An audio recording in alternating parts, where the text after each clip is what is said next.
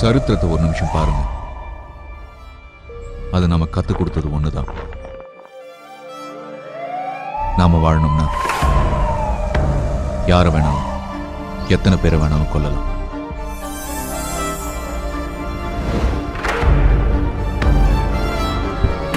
பல நாட்டோட போலீஸ் தேடிட்டு இருக்கிற ஒரு முக்கியமான criminal Billa, David Billa.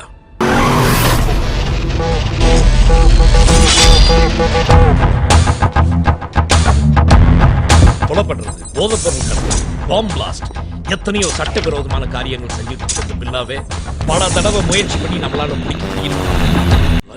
Smart, intelligent to the intelligence. நாம கொஞ்சம் கேர்ஃபுல்லா இருக்கணும். ஏன்னா அவன் பயத்துக்கே பயம் காட்டுறான்.